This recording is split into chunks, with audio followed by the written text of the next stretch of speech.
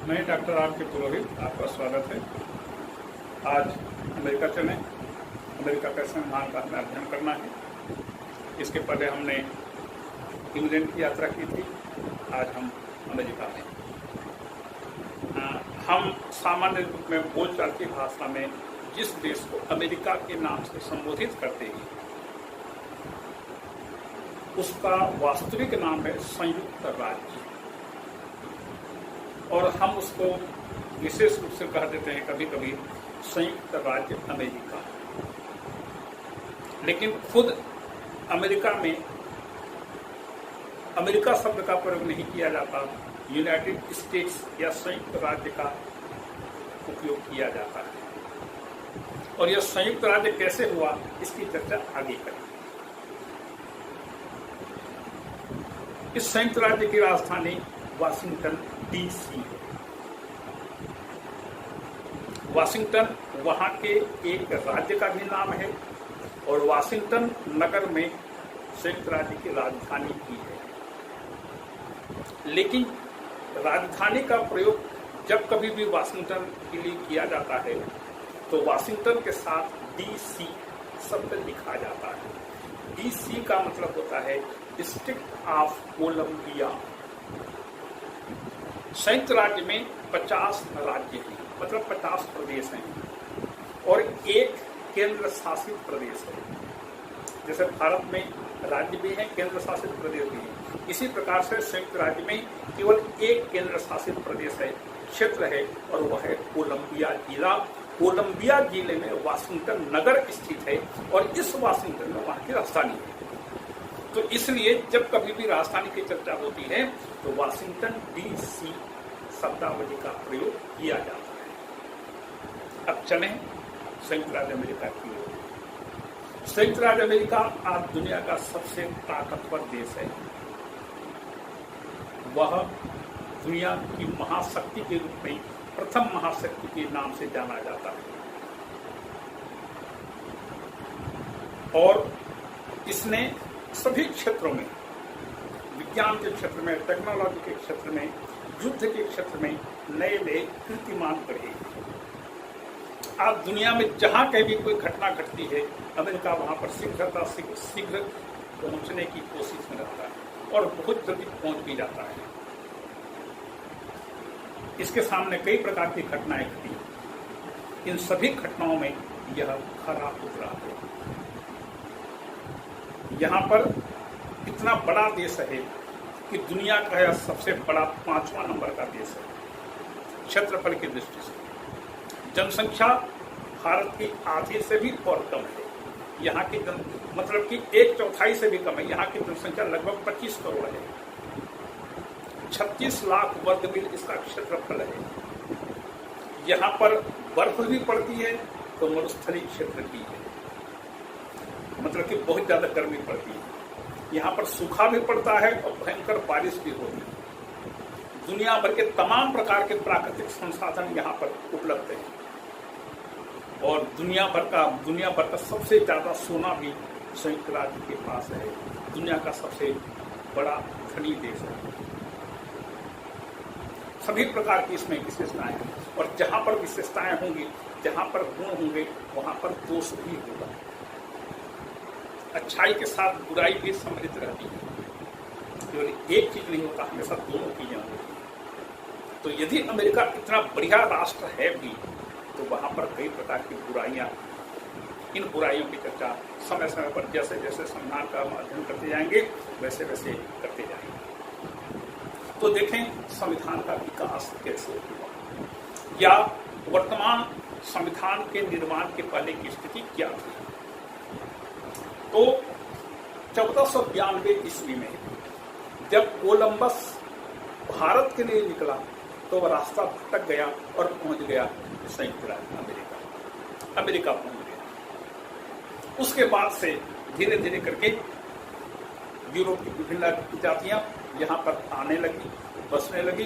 विभिन्न देशों से, इंग्लैंड, जर्मनी, फ्रांस, पुर्तगाल, हॉलैंड, नॉर्वे, इन तमाम देशों से लोग यहाँ पर आकर के बसने लगे 1492 के बाद। तो इस प्रकार से यहाँ पर इंग्लैंड विभिन्न देशों ने यहाँ पर अपने उपनिवेश बसाने शुरू किए। इन उपनिवेशों की संख्या 13 हो गई। ये 13 उपनिवेश इंग्लैंड के थे। इन 13 उपनिवेशों में भी 3 प्रकार के उपनिवेश थे। एक, जिनका शासन सीधे ब्रिटिश सम्राट के द्वारा संचालित होता था। दूसरा, उन लोगों को उपनिवेश थे जो इंग्लैंड के सबसे बड़े धनी माने व्यक्ति थे। सबसे बड़े जो धनी और रईस लोग हुए थे, उनके भी यहाँ पर कुछ उपनिवेश थे। और कुछ उपनिवेशों को सम्राट ने अनुमति देकर के बसाने के लिए कहा था, जिसे चार्टर कानूनी कहा जाता था। तो यहाँ पर 3 प्रकार के उपनिवेश थे: शाही उपनिवेश, प्रोप्राइटरी उपनिवेश और चार्टर उपनिवेश। और इन तीनों उपनिवेशों की संख्या, जिसे इंग्लैंड का उपनिवेश कहा जाता था, इनकी संख्या 13 थी। ये घटना है 1500 ईस्वी के बाद से लेकर के लगभग 1750 ईस्वी तक। इन 13 उपनिवेशों में शासन व्यवस्था को प्रजातांत्रिक ढंग से स्थापित किया गया था। और चूंकि उस समय अमेरिका पहुंचने के लिए जल मार्ग ही एकमात्र साधन था, अब बहुत दूर था अमेरिका, महीनों लग जाते थे यूरोप के मुख्य भूमि से पूरे प्रशांत महासागर को पार करते हुए संयुक्त राज्य पहुंचने के लिए महीनों लग जाते थे। तो इतनी दूरी होने के कारण इन 13 उपनिवेशों ने कभी भी अपने आप को इंग्लैंड की प्रजा या इंग्लैंड का दास नहीं समझा। और उस समय तक इंग्लैंड ने अपने उपनिवेशों के लिए कोई स्पष्ट नीति नहीं बनाई थी। बस इंग्लैंड का स्वार्थ यह था कि ये उपनिवेश इंग्लैंड को कच्चा माल देते रहे और पक्का माल खरीदते रहे। और ब्रिटेन के व्यापार के मार्ग में उपनिवेश कभी भी बाधक बनकर न आए। इस बीच 1756 से 1763 तक 7 वर्ष तक इंग्लैंड का फ्रांस के साथ युद्ध हुआ। यूरोप में हुआ, भारत में हुआ, अमेरिका में हुआ। और तीनों युद्ध में फ्रांस परास्त हुआ, इंग्लैंड विजयी हुआ। लेकिन युद्ध जीतने वालों को भी जीतने वाले को खोखला कर देता है। उसकी पूरी आर्थिक व्यवस्था हिल जाती है। भले ही इंग्लैंड जीत गया हो इस युद्ध में, 70 वर्षीय युद्ध में, लेकिन उसकी आर्थिक स्थिति खराब हो। तो उसने क्या किया, उपनिवेशों पर कई प्रकार के टैक्सेशन, कर लगाना शुरू किया। जैसे ही इंग्लैंड ने उपनिवेशों पर कर की घोषणा की, इन उपनिवेशों ने इसका विरोध किया और एक नारा दिया, नो टैक्सेशन विदाउट रिप्रेजेंटेशन, बिना प्रतिनिधित्व के कर नहीं। इसका मतलब है कि हम कर तब तक नहीं देंगे जब तक हमारे द्वारा निर्वाचित सरकार उसको स्वीकृति नहीं देगी। नो टैक्सेशन विदाउट रिप्रेजेंटेशन मतलब टैक्स आप यदि आप हम पर कर आरोपण करते हैं तो हमारी सहमति से करेंगे, हम पर आप कर थोपेंगे नहीं। और इसके बाद 1773 ईस्वी में बोस्टन बंदरगाह में वहां के कुछ स्थानीय निवासी ईस्ट इंडिया कंपनी के जहाज पर चढ़ गए और उन्होंने उस जहाज में हजारों टन चाय पत्ती उसमें रखा हुआ था, उस चाय को उन्होंने समुद्र में फेंक दिया। अब इंग्लैंड बहुत ज्यादा नाराज हुआ। तो इंग्लैंड ने इस प्रकार के विद्रोह को, इस प्रकार की अव्यवस्था को दमन करने के लिए उसने अनेक प्रकार के कठोर कानून बनाए और उपनिवेश पर लागू करने का प्रयास किया। संयुक्त राज्य अमेरिका के इन उपनिवेशों और इंग्लैंड के बीच दूरी लगातार बढ़ने लगी, क्योंकि ये उपनिवेश कभी भी अपने आप को ब्रिटिश गुलाम नहीं समझते थे। जिस प्रकार से भारत गुलाम था, इस प्रकार से इनमें यह भावना नहीं थी, क्योंकि ये खुद अंग्रेजी थे, कोई दूसरी जाति के लोग नहीं थे। तो अब परिणाम यह हुआ कि इन 13 उपनिवेशों में एक प्रकार की एकता का भाव आने लगा और सितंबर 1774 में प्रथम महाद्वीपीय सम्मेलन बुलाया गया। मतलब कि इन 13 उपनिवेशों के लोगों ने मिलकर के एक सम्मेलन आयोजित किया। इस सम्मेलन में उन्होंने इंग्लैंड का विरोध किया, करारोपण की नीति का विरोध किया और जॉर्ज तृतीय जो सम्राट था, जॉर्ज प्रथम, जॉर्ज द्वितीय, जॉर्ज तृतीय, ये जॉर्ज तृतीय के समय की घटना है। और जॉर्ज तृतीय के पास उन्होंने एक याचिका दी। जॉर्ज तृतीय सम्राट ने उस याचिका को ठुकरा दिया। बेंजामिन फ्रैंकलिन जो अमेरिका के वृद्ध प्रपितामह कहलाते हैं, जो स्थान भारत में दादाजी भाई नौरोजी का है, वही स्थान अमेरिका में बेंजामिन फ्रैंकलिन का है। तो उन्होंने भी कई प्रकार के प्रयास किए ताकि सुलह हो जाए उपनिवेशों और इंग्लैंड के बीच, लेकिन उनको सफलता नहीं मिली। और इस प्रकार से प्रथम महाद्वीपीय सम्मेलन हुआ। प्रथम महाद्वीपीय सम्मेलन में 13 उपनिवेशों ने एकजुटता दिखाई और इंग्लैंड के साथ सुलह करने का प्रयास किया, सफल नहीं हुआ। इसके बाद मई 1775 में द्वितीय महाद्वीपीय सम्मेलन हुआ। इस सम्मेलन में इन 13 उपनिवेशों ने मिलकर के एक राज्य मंडल का गठन किया। राज्य मंडल किया है। जो इंग्लैंड का है उसको राष्ट्रमंडल कहते हैं, कॉमनवेल्थ। अभी थोड़े दिन पहले राष्ट्रमंडल देशों का खेल हुआ था, वो नहीं। राज्य मंडल संघ का एक प्रकार है। जैसे भारत यूनियन है, भारत में संघ है, लेकिन भारत का संघ यूनियन है। अंग्रेजी में इसको यूनियन कहते हैं। यूनियन उसे कहते हैं जहां अधिक शक्तियां केंद्र के पास होती हैं, कम शक्तियां राज्यों के पास होती हैं। मतलब यूनियन वाले देशों में संघ सरकार, केंद्र सरकार शक्तिशाली होती है, राज्य सरकारें शक्तिहीन होती हैं। जैसे भारत, कनाडा, पहले का सोवियत संघ, यूनियन। दूसरा होता है राज्य मंडल। राज्य मंडल राष्ट्रों का, जब छोटे छोटे राष्ट्रों के बीच कोई एक समान समस्या आ जाती है और वे उस समस्या का निराकरण, समाधान, सामना अकेले नहीं कर सकते, तो ये राष्ट्र मिलकर के एक ढीला ढाला संगठन बनाते हैं और उस संगठन को उस संकट का सामना करने के लिए पूरी तरह से अधिकृत कर देते हैं। वह संगठन इन्हीं राज्यों के सहयोग से उस संकट का निराकरण करता है, संकट का समाधान करता है। और जब उद्देश्य पूरा हो जाता है तो राज्य मंडल भंग हो जाता है। यहां पर भी वही बात हुई कि 13 उपनिवेश यदि एक एक करके इंग्लैंड से लड़ते तो निश्चित रूप से हार जाते। तो 13 उपनिवेशों ने मिलकर के एक राज्य मंडल बनाया, कॉन्फेडरेशन।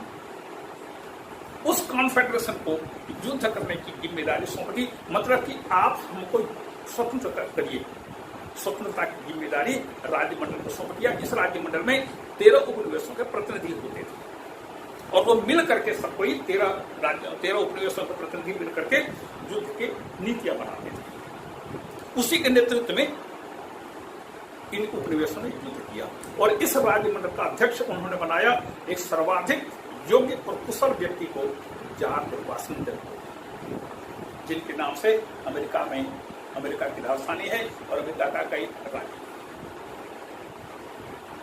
उसको प्रमुख सेनापति बनाया और उन्होंने पूरी जिम्मेदारी सौंप दी। इसके बाद युद्ध का प्रस्ताव पारित हुआ। युद्ध की घोषणा की गई इस राज्य मंडल के द्वारा। युद्ध की घोषणा में कहा गया, हमारा पक्ष न्यायपूर्ण है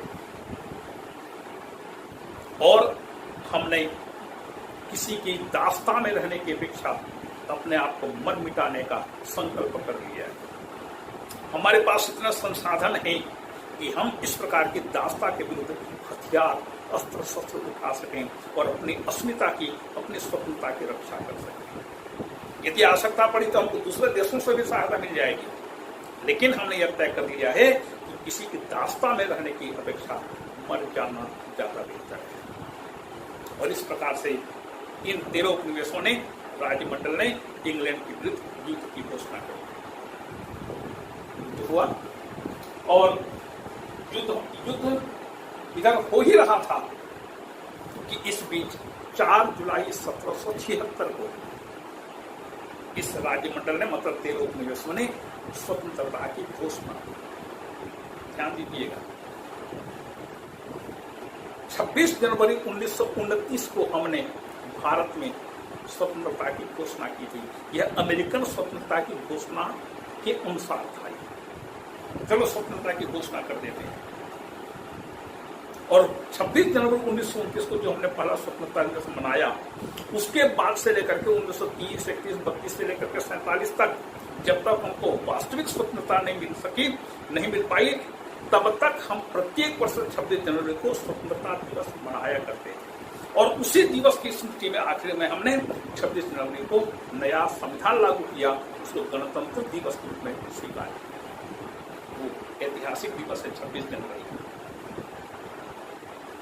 तो अमेरिका के इन उपनिवेशों ने 4 जुलाई 1776 को स्वतंत्रता की घोषणा की और इसलिए आज भी 4 जुलाई को प्रत्येक वर्ष संयुक्त राज्य में स्वतंत्रता दिवस मनाया जाता है। और इस स्वतंत्रता की घोषणा में कहा गया था, हम इस सत्य को स्वयं सिद्ध मानते हैं, प्रकृति ने या ईश्वर ने सभी मनुष्यों को समान बनाया और उन्हें कुछ ऐसे अधिकार दिए हैं जो कोई भी छीन नहीं सकता।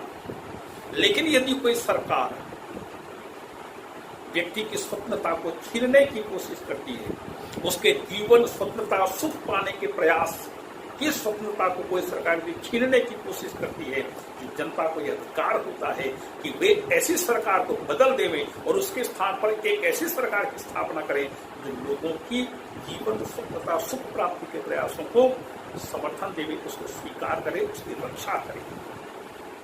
और इस प्रकार से अमेरिका के इन 13 उपनिवेशों ने स्वतंत्रता की घोषणा कर दी। युद्ध शुरू हो गया। युद्ध लगभग 5 वर्ष तक चला। 1781 में लॉर्ड कॉर्नवालिस ने आत्मसमर्पण किया। लॉर्ड कॉर्नवालिस इंग्लैंड की सेना का सेनापति था। उसने आत्मसमर्पण किया। 13 उपनिवेश विजयी हुए और इस प्रकार से अमेरिका को संयुक्त राज्य को स्वतंत्रता मिल गई। ये वही लॉर्ड कॉर्नवालिस है जो आगे चल करके भारत आया था और भारत में भूमि के लिए बंदोबस्त प्रणाली को शुरू किया था। भूमि बंदोबस्त प्रणाली अभी भी भारत में प्रचलित है और इसका श्रेय लॉर्ड कॉर्नवालिस को दिया जाता है। जबकि वहां पर मुख्य सेनापति होने के नाते लॉर्ड कॉर्नवालिस ने आत्मसमर्पण किया। तो स्वतंत्रता मिल गई और जब स्वतंत्रता मिल गई तो ये उपनिवेश स्वतंत्र हो गए। उपनिवेश जब स्वतंत्र हो जाता है उसको राज्य कहते हैं, स्टेट कहते हैं। तो ये उपनिवेश अपने आप को राज्य कहलाने लगे। इस राज्य शब्द को ध्यान रखिए, आगे काम आएगा। तो उपनिवेश स्वतंत्र हो गए और स्वतंत्र होकर के ये 13 राज्य बनते हैं। ये था इनकी स्वतंत्रता की घोषणा, स्वतंत्रता संग्राम। तो अमेरिका ने, संयुक्त राज्य ने युद्ध करके स्वतंत्रता प्राप्त किया था। अब तीसरा है संघ की स्थापना। जब राज्यमंडल का गठन हुआ था युद्ध के लिए, स्वतंत्रता प्राप्ति के लिए, स्वतंत्रता मिल गई। जब स्वतंत्रता मिल गई, इनका उद्देश्य पूरा हो गया, राज्यमंडल खत्म हो गया। तो राज्यमंडल एक ढीला ढाला संगठन होता है जो एक खास उद्देश्य को प्राप्त करने के लिए किया जाता है। जैसे ही उद्देश्य पूरा होता है, राज्यमंडल भंग हो जाता है या भंग कर दिया जाता है। यह राज्यमंडल पहला था यूनियन, दूसरा था राज्यमंडल, कॉन्फेडरेशन, अब तीसरा होता है संघ। संघ छोटे छोटे राज्य मिलकर के आपस में समझौता करके एक विशाल राष्ट्र का निर्माण करते हैं, उसे संघ कहते हैं। संप्रभुता संघ में होती है, राज्यों के पास नहीं होती। राज्यों का पृथक अस्तित्व यहाँ पर नहीं रहता, वे संघ की इकाई के रूप में काम करते हैं, उसे संघ कहते हैं। संघ एक बार बन गया तो कानूनी रूप से उसका विघटन नहीं किया जा सकता और कोई भी राज्य उससे अपने आप को अलग नहीं कर सकता। यह संघ की शर्तें हैं। तो राज्यमंडल बना था, उद्देश्य पूरा हुआ, राज्यमंडल भंग हो गया। 13 राज्य अलग अलग हो गए। अब इन 13 राज्यों में रहने वाले कुछ बड़े नेताओं ने आपस में विचार विमर्श करना शुरू किया कि यदि हम लोग 13 राज्य अलग अलग होकर रहे तो इंग्लैंड कभी भी हमसे प्रतिशोध ले सकता है, बदला ले सकता है, तो क्यों न मिल करके हम कुछ करें, मिल जाए सब कोई। तो इन 13 राज्यों के 55 प्रतिनिधियों का एक सम्मेलन फिलाडेल्फिया में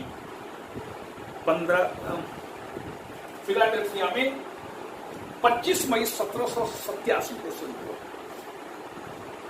13 राज्यों के 55 प्रतिनिधियों का सम्मेलन फिलाडेल्फिया नामक नगर में 25 मई 1787 को शुरू हुआ। क्यों?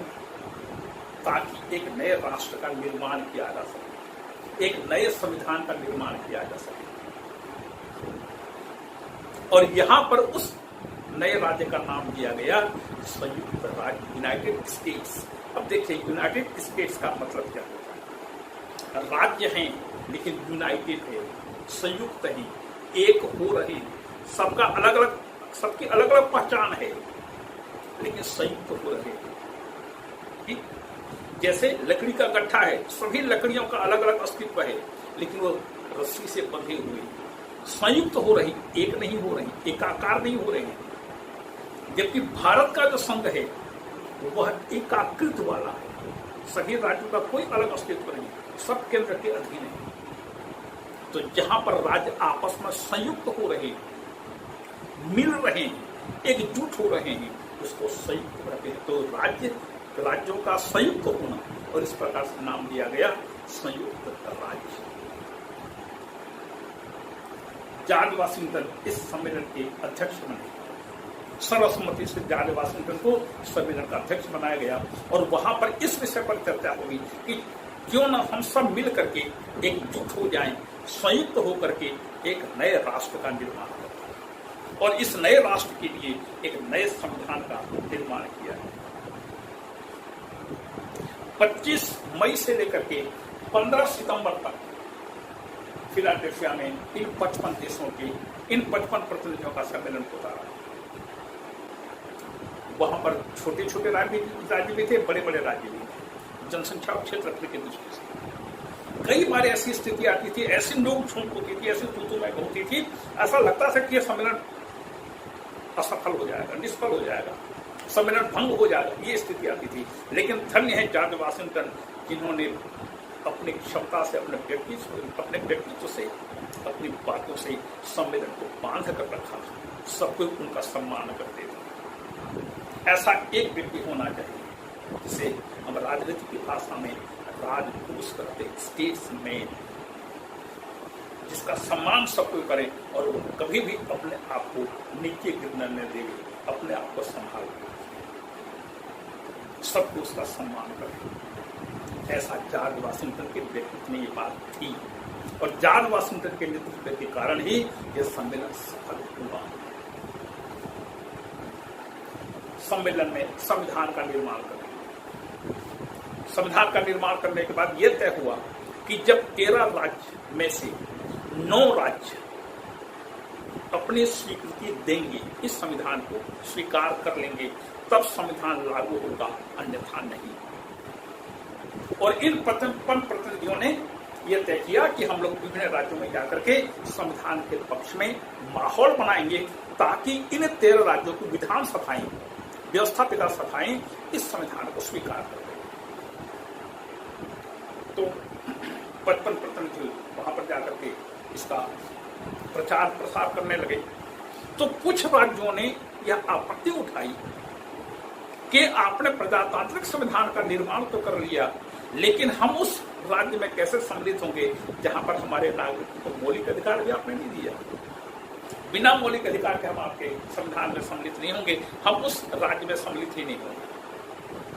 तब इन संविधान निर्माताओं ने यह उनको एश्योर किया, उनको आश्वस्त किया कि जैसे ही संविधान लागू हो जाएगा हम नागरिकों को मौलिक अधिकार देने के लिए संविधान में आवश्यक उपाय करेंगे। और जब इनको एश्योरेंस मिल गया तब राज्यों ने इसको स्वीकृति देना शुरू किया और 2 वर्ष के अंदर 13 में से 9 राज्यों को स्वीकृति मिल गई और 1-2 साल के बाद बाकी 4 राज्य भी धीरे धीरे करके इसको स्वीकार कर लिए। इस प्रकार से 1789 में जब 9 राज्यों को स्वीकृति मिल गई तो संविधान को लागू करने का फैसला हुआ। प्रतिनिधि सभा मतलब कि संसद का प्रथम सदन, इसका गठन 2 अप्रैल 1789 को हुआ। सीनेट मतलब दूसरा सदन, उसका गठन 5 अप्रैल 1789 को हुआ और राष्ट्रपति जॉर्ज वाशिंगटन के रूप में 30 अप्रैल 1789 को उन्होंने अपना पद ग्रहण किया।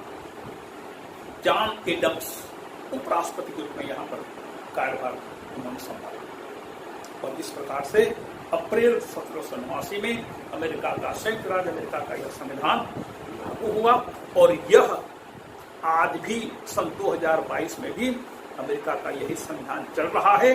दुनिया का सबसे पुराना संविधान, 233 वर्ष हो चुके हैं इस संविधान को लागू हुए। दुनिया में इतना बड़ा, इतना पुराना संविधान आज कहीं नहीं।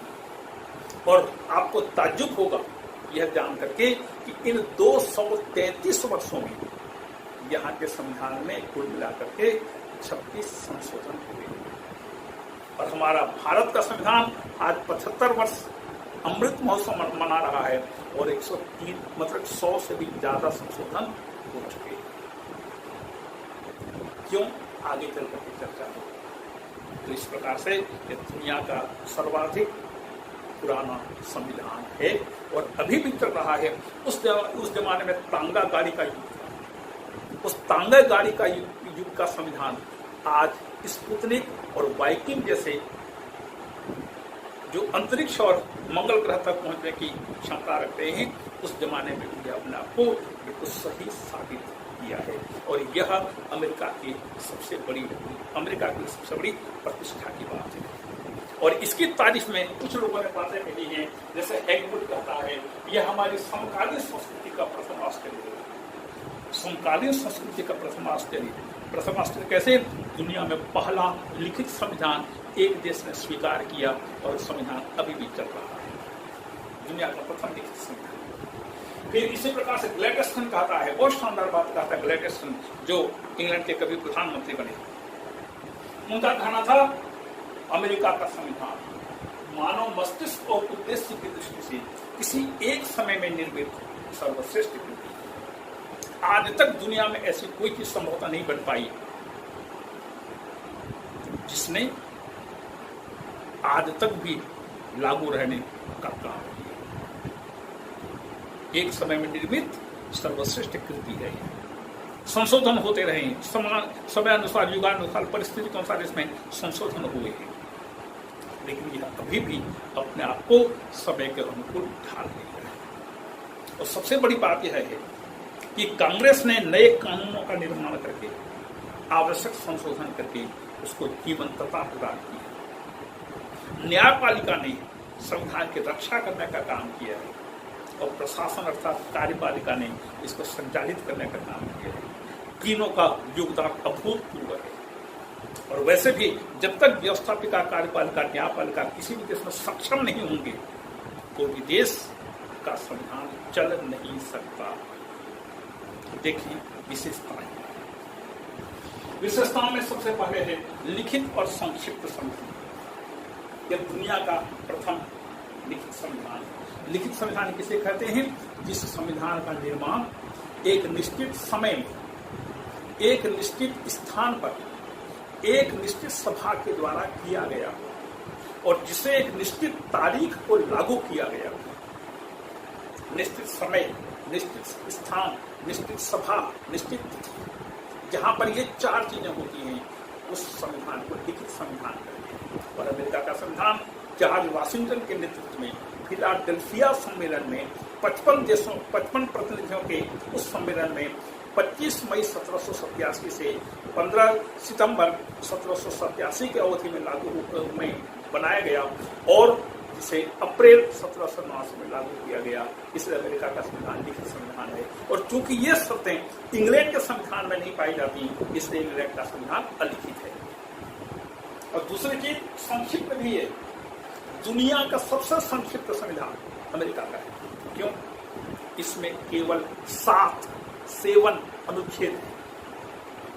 भारत के संविधान में 395, रूस के संविधान में 174, स्विट्जरलैंड के संविधान में 123, यह अनुच्छेदों की संख्या है। तो भारत अनुच्छेदों के मामले में बहुत संपन्न है। अमेरिका का संविधान दुनिया का सबसे छोटा, भारत का संविधान सबसे बड़ा दुनिया में। जो लिखित भी है, संक्षिप्त। इसमें केवल 4000 शब्द हैं। 4000 शब्दों को आप 10 मिनट में पढ़ सकते हैं। और भारत के संविधान पढ़ने में कई दिन लगे, और हम तो जीवन भर वही पढ़ रहे हैं। जब से हमने BA फर्स्ट ईयर पढ़ा था, तब से जो भारत का संविधान, या भारत में भी जैसे 10वीं 11वीं हो जाते हैं, भारत का संविधान पढ़ना शुरू करते हैं, हम लोग जीवन भर पढ़ते रहते हैं। तो यह लिखित भी है और संक्षिप्त भी है। दूसरा है कठोर संविधान। यह दुनिया का सबसे कठोर संविधान है। कठोर संविधान किसे कहते हैं? कानून बनाने की पद्धति सरल और संविधान में संशोधन की पद्धति कठिन। जहां पर ये दो चीजें होती हैं, कानून बनाने की सरल पद्धति, संविधान संशोधन की कठिन पद्धति, उसको कठोर संविधान कहते हैं।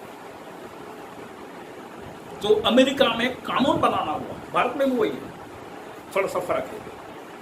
अमेरिका में यदि कानून बनाना हुआ तो संसद के दोनों सदनों का बहुमत चाहिए, और यदि संशोधन करना हुआ तो दोनों सदनों का 2/3 बहुमत चाहिए। बहुमत मतलब जितने उपस्थित है उनका बहुमत, 100 में 51 वो बहुमत हुआ। तो मान लीजिए सदन में जितने भी सदस्य, उसका आधा से 1 ज्यादा वो बहुमत हुआ। उतना बहुमत यदि उस विधेयक मिल जाता है तो कानून बन जाता है। आगे की और प्रक्रिया और संविधान में संशोधन के लिए दोनों सदनों का 2/3 बहुमत, मतलब 100 में 67, 67 सदस्य जब उसके पक्ष में हो, और वहां के जितने भी राज्य हैं, इन राज्यों में से 3/4 राज्यों की सहमति मिल जाए। अमेरिका में आज 50 राज्य हैं। जब इन 50 में से 38 राज्य उस संशोधन को स्वीकार करें, तब संशोधन होगा, अन्यथा नहीं। देख लीजिए दुनिया की कितनी कठिन पद्धति है, सर्वाधिक कठिन पद्धति, इसलिए दुनिया का सबसे कठोर संविधान माना जाता है। 2/3 बहुमत तो दोनों सदनों का होना ही है। इसके अलावा 3/4 मतलब 38 राज्यों की सहमति मिलेगी, तब जाकर के संशोधन होगा, अन्यथा नहीं होगा। ये कठोर संविधान। तीसरा है लोकतांत्रिक। संप्रभुता जनता में, अप्रत्यक्ष प्रजातंत्र को स्वीकार किया गया है। और यहाँ पर बिल्कुल नियम से निश्चित समय पर चुनाव होते हैं, और इन चुनावों के बाद नई नई सरकारें बनते रहती हैं। फिर गणतांत्रिक। अमेरिका में राष्ट्रपति का पद न केवल निर्वाचित होता है, अपितु अमेरिका का कोई भी पद वंशानुगत नहीं है। हर पद के लिए निर्वाचन होता है। प्रत्येक पद के लिए निश्चित योग्यताएं रखी गई है, और प्रत्येक पदाधिकारी एक निश्चित समय के लिए पदभार ग्रहण करता है। इसे गणतांत्रिक। फिर है संघात्मक। अमेरिका में संघात्मक व्यवस्था है। यह दुनिया का सबसे आधुनिक युग का सबसे पुराना संघीय व्यवस्था है। अभी थोड़ी देर पहले चर्चा हुई, यूनियन, राज्यमंडल मतलब कि यूनियन का संघ, कॉन्फेडरेशन और फेडरेशन मतलब संघ। इन 13 राज्यों ने मिलकर के आपस में एक संघीय व्यवस्था का निर्माण किया। उन्होंने अपनी संप्रभुता केंद्र को सौंप दी। संप्रभुता राज्यों में नहीं होती संघात्मक व्यवस्था, जबकि राज्यमंडल में राज्यों के पास संप्रभुता होती है। तो इन 13 राज्यों ने मिलकर के अपनी संप्रभुता केंद्र को सौंप दिया। केंद्र इनकी रक्षा करने का वचन देता है। तो 50 राज्यों के पास संप्रभुता नहीं है, केंद्र के पास संप्रभुता है। शक्तियां केंद्र सरकार और राज्यों के पास बंटी हुई है। और अमेरिकन संघीय व्यवस्था में केंद्र सरकार बहुत कमजोर है, राज्यों की सरकारें शक्तिशाली है। भारत में केंद्र सरकार शक्तिशाली है, राज्य सरकारें शक्तिहीन है। संघीय व्यवस्था के बारे में थोड़ी सी चर्चा आगे चल करके होगी, वहां पर और विस्तार से चर्चा करेंगे।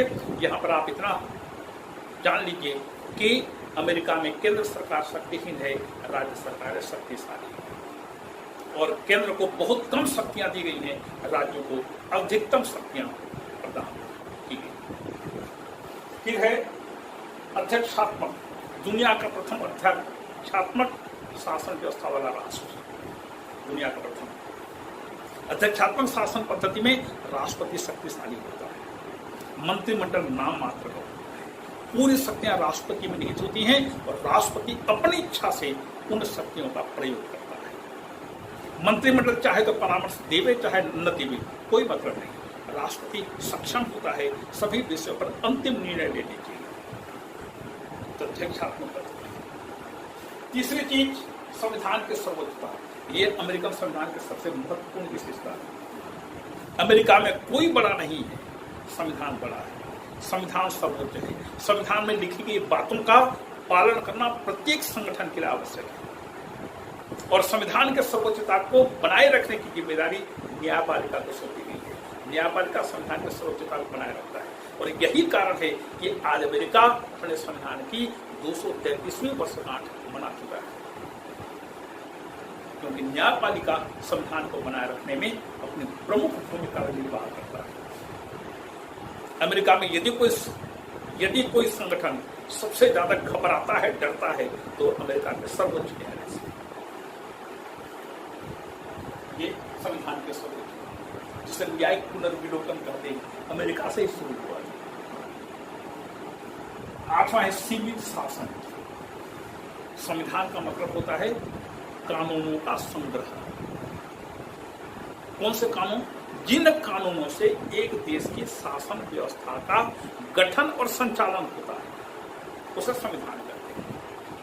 मतलब कि शासन के तीनों अंगों का गठन कैसे होगा, उसकी शक्तियां क्या क्या होंगी, और शासन का संचालन कैसे होगा, जिसका उल्लेख संविधान में हो, जिसमें होता है, उसे संविधान कहते हैं। और संविधान है मतलब कानूनों का संग्रह है, और कानून क्या है? एक सीमा बताता है, हर कानून की सीमा बताता है।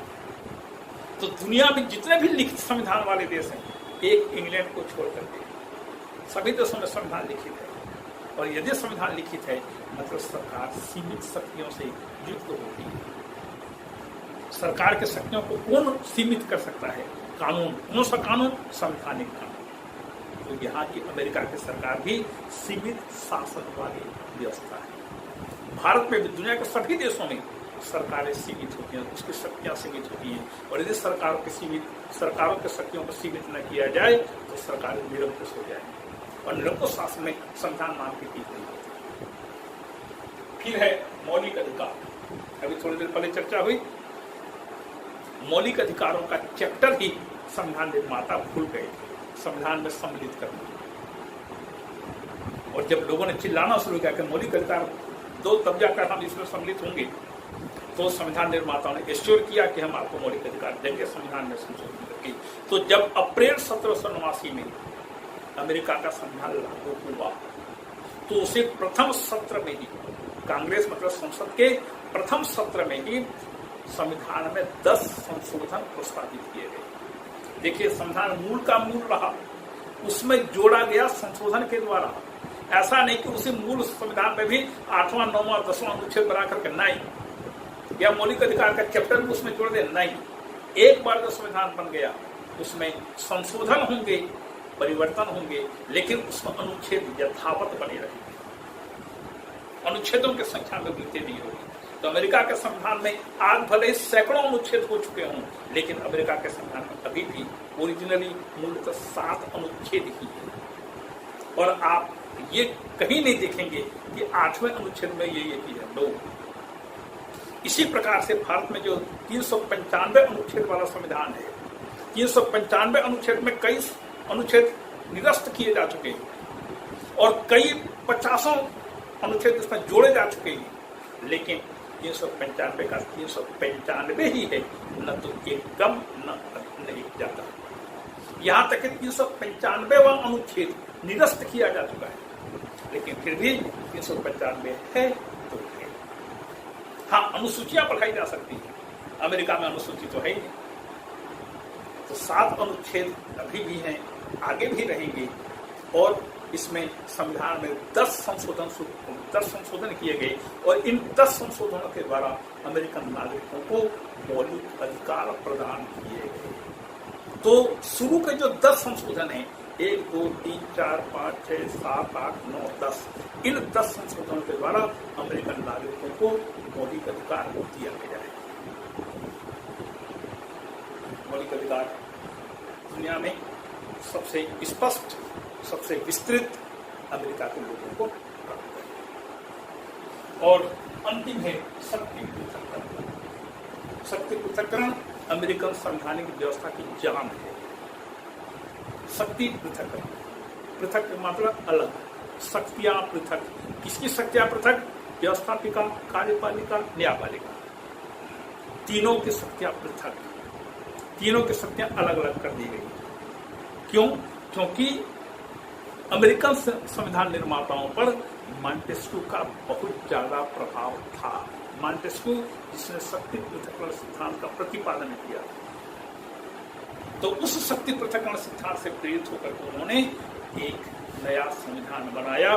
दुनिया का एकमात्र संविधान, संयुक्त राज्य का संविधान, जो शक्ति पृथक्करण सिद्धांत पर आधारित है। व्यवस्थापिका, कार्यपालिका, न्यायपालिका, तीनों की शक्तियां अलग अलग हैं। और इसमें जो कमी थी, शक्ति पृथक्करण सिद्धांत में जो कमी थी, उसमें उन्होंने अवरोध और संतुलन का सिद्धांत लगा करके उसकी कमी को दूर कर दिया। इस प्रकार से अमेरिका संविधान का, संयुक्त राज्य के संविधान की ये प्रमुख विशेषताएं हैं। इसके साथ ही अमेरिका आज दुनिया का क्षेत्रफल की दृष्टि से भी बहुत महान है। यहाँ पर सभी प्रकार की संसाधन उपलब्ध हैं, सभी प्रकार से कृषि उत्पादनों का भी यहाँ पर जोर होता है।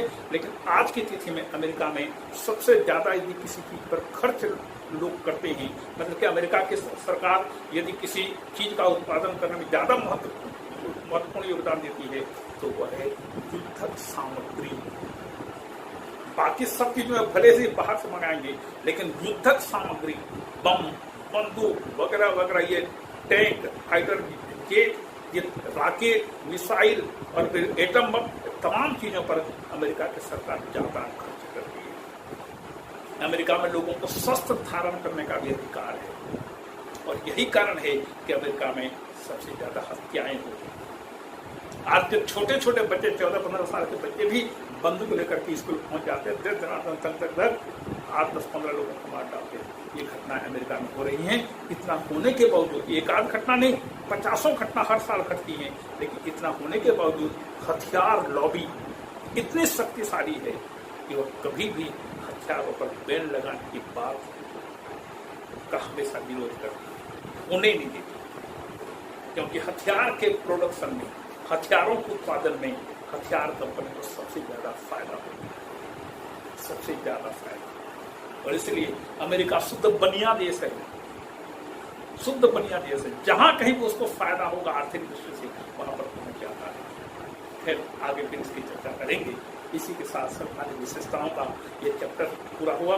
इतना मानना पड़ेगा कि अमेरिकन संविधान निर्माताओं ने, जिसे देवताओं की सभा के नाम से संबोधित किया गया था, इस सभा में जॉर्ज वाशिंगटन अध्यक्ष थे, John Adams, Alexander Hamilton, Benjamin Franklin, Dickinson, Madison, एक से एक बढ़कर यहाँ पर विद्वान लोग उपस्थित हुए थे। और उन्होंने एक ऐसा संविधान का निर्माण किया जिसके बारे में उन्होंने कल्पना भी नहीं की होगी कि आज से 200-250 साल तक हमारे द्वारा निर्मित संविधान बना रहे।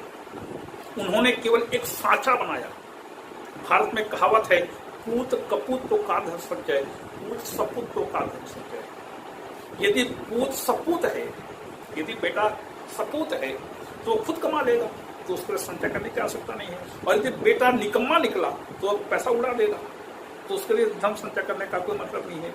इसी प्रकार से अमेरिकन संविधान निर्माताओं ने जब संविधान का निर्माण किया तो उन्होंने केवल साँचा बनाकर छोड़ दिया कि यदि आने वाली पीढ़ी हमारी योग्य होगी तो खुद इसमें अलग अलग कमरे बना लेगी, अलग अलग व्यवस्थाएं कर लेगी, बढ़िया छत बना देगी, दीवारों को मजबूत कर देगी। हमने केवल नींव में एक सांचा खड़ा करके रख दिया। और अमेरिकन जिन लोगों के कंधों पर आज तक संविधान का भार, जिन पर लागू करने का भार, जिन पर अभी तक जनता ने सौंपा, उन लोगों ने अपने भार को, अपने उत्तरदायित्व को बखूबी निभाया है और इसलिए आज तक अमेरिका का संविधान चल रहा है।